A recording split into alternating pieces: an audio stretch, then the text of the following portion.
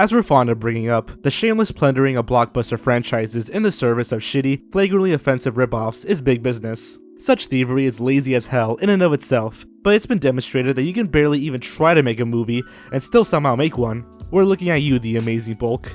Although the age of the mockbuster began with the founding of cheap craft merchants, The Asylum in 1997, its beginnings go back to the beginning of the blockbuster itself. And while the first summer blockbuster spawned its own legion of imitators, which could and very well might spawn its own video, it was the second one that really got the ball rolling. So today, we're going over 8 embarrassingly shitty Star Wars ripoffs. H.G. Wells's The Shape of Things to Come.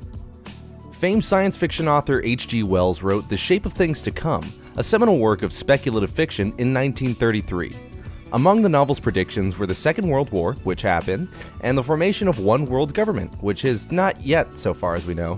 When the Canadian film H.G. Wells's The Shape of Things to Come was released in 1979, Mr. Wells's, dead since 1946, rose out of his grave and furiously denounced his implied involvement with this low-budget piece of trash, which bore literally no resemblance to his novel. Well, no, he didn't, but nobody would have been surprised. While the novel deals largely with political machinations, wars, and the suppressions of religions, the so-called adaptation deals much more with moon bases, starships, holograms, and cute little robots named Sparks. With recycled props, a nonsensical plot, and some kind of disco ball-looking weapon, the film is a surreal experience even before the great Jack Palance shows up to sleepwalk his way through a thankless role. Critics absolutely savaged the film, which bombed in theaters but went on to have a bit of a second life. Early subscribers to pay cable channels like HBO found out quickly that there was a lot of space to fill in between the hit movies you were paying for, and The Shape of Things to Come showed up regularly on them throughout the early 80s. Star Odyssey, 1979. You could probably go ahead and think of the Italian director Alfonso Brescia as the villain of this entire video. Before becoming one of the OG blockbuster ripoff artists, he was responsible for cranking out direct like 1967's Killer Caliber 32,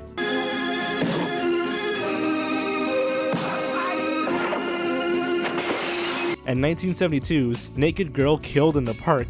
No, really, look, there's an IMDb page for it and everything. We couldn't make that up.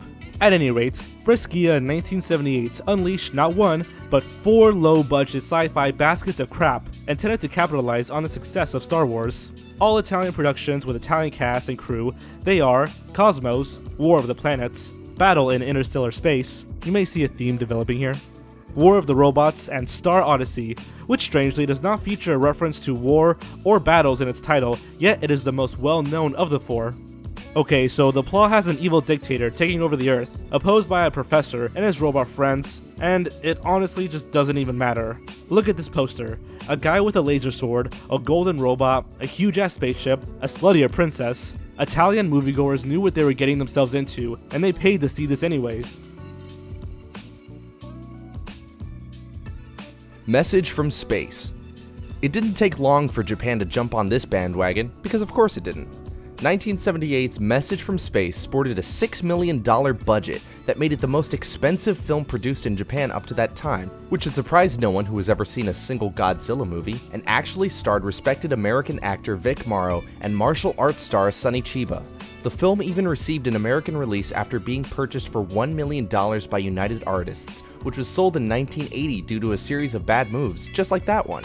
The film took all the familiar elements and japanned them up with a hilariously convoluted plot and amateurish special effects.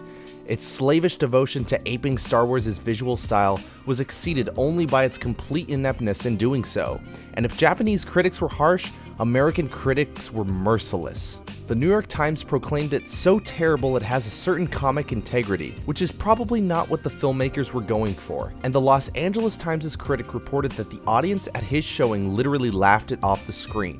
Unfortunately, it was near the end of an otherwise distinguished career for Morrow, who redeemed himself with a spectacular performance in 1983's Twilight Zone the movie, during the filming of which he was famously killed in an on-set accident.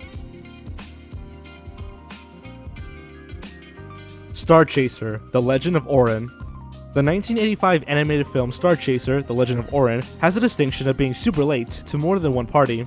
An obvious Star Wars cash-in billed as, quote-unquote, the best 3D movie ever made, It was released 2 years after the end of the Star Wars trilogy and the peak of the 1980s 3D revival.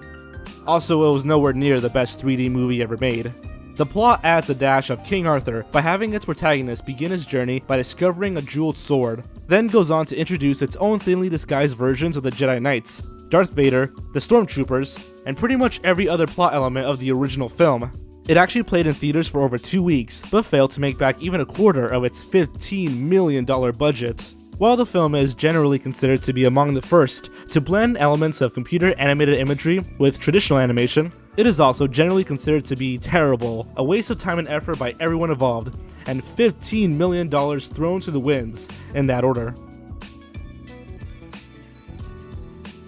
Star Crash. Luigi Cozzi may have the most respectable pedigree of the Italian actors on our list, having worked as a cinematographer and co-screenwriter for Dario Argento on many of his best-known works. But left to his own devices, Cozzi immediately showed his schlock-peddling tendencies, working on low-budget genre fare like Hercules with Lou Ferrigno and the unfortunate genre starter Monster Shark throughout the 80s. But he really got started with 1978's Star Crash, which starred Scream and Jiggle Queen Caroline Munro, a pre-Knight Rider David Hasselhoff, and the legendary actor Christopher Plummer, slumming it ultra hard. Smuggler Stella Star takes on the evil Count Zarth Arn, with a final battle between two space fleets involving a giant space station. And if all this sounds like fanfiction written by a third grader while suffering a high fever, just think of the acute shame Plummer must have felt after saying yes to the script.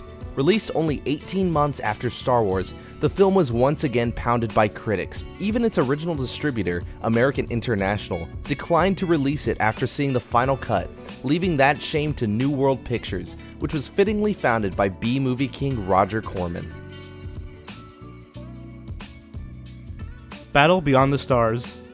Speaking of New World and Corman, 1980's Battle Beyond the Stars was a Corman-produced, New World-released film that must have had the most talent involved of any film on this list. On paper, it sounds like it should have been great. Its stars included Robert Vaughn, a pre-A-Team George Peppard, John Saxon, a featured player in the Nightmare on Elm Street series, and, well, Penthouse Pants Sybil Danning. As we have previously noted, she was talented in her own way.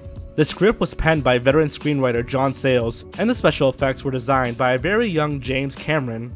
The score was only the second composed by James Horner, who would go on to win an Academy Award for his work on Titanic. It was the most expensive film Corman had made to the time, but those familiar with Corman will know that that doesn't mean much. You can find all of the usual elements in the plot: androids, an evil overlord, and a space cowboy who is literally named Space Cowboy, played by Peppard. The film's low-budget and derivative plot and characters earned it demerits in the eyes of critics, but the actors gave it their all, and Cameron's effects and Horner's score was generally praised.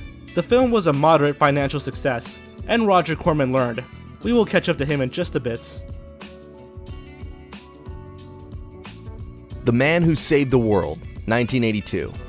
From a somewhat respectable production by a man who at least knew what he was doing, we segue to 1982's The Man Who Saved the World. It's known by a couple of other titles, but it's most commonly referred to as Turkish Star Wars, because that is all it ever wanted to be. In telling its story of space guys who crash on a desert planet and become gladiators or something, the film rips off actual footage from Star Wars.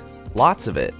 The desert planet uses shots of Tatooine, the entire Mos Eisley Cantina sequence is essentially jacked like a Puff Daddy song, an evil wizard's shield of concentrated brain molecules is just a shot of the Death Star. It goes on, also incorporating unrelated footage like newsreel clips and documentaries of the American space program. The soundtrack is lifted from a dozen popular movies, with the main theme from Raiders of the Lost Ark featuring prominently.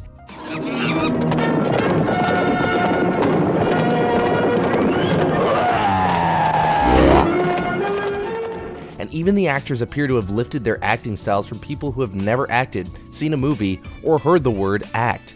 This insane mishmash of jaw-droppingly amateurish and flat-out pilfered has earned The Man Who Saved the World a place in the discussion of the worst films ever made, and of course, a cult following. Space Raiders, 1983. And now we're back to Roger Corman, who never made a highly questionable creative choice he didn't like. New World's 1983 film Space Raiders goes above and beyond the average ripoff of Star Wars by blatantly ripping off a previous ripoff, the previously mentioned Battle Beyond the Stars. figuring that he could replicate the film's modest success by rearranging its parts and slapping them together with Elmer's glue.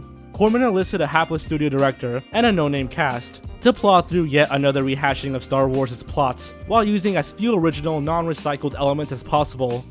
Seriously, the sets were all reused after doing time in previous New World productions, and all of James Cameron's special effects and James Horner's score, again the most praised aspects of Battle Beyond the Stars, were crammed in as well. Space Raiders has mostly been deservedly forgotten, but it marks a low point in an era when unscrupulous filmmakers first began learning to cash in on the hottest properties. Not that any of these films took money out of the pockets of George Lucas. Goddamn rocks. I hate rocks.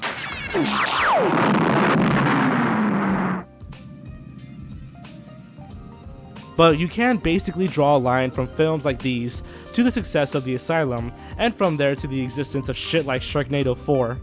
And, well, for that, they deserve our wholehearted mockery. Watch the rocks for me, will you?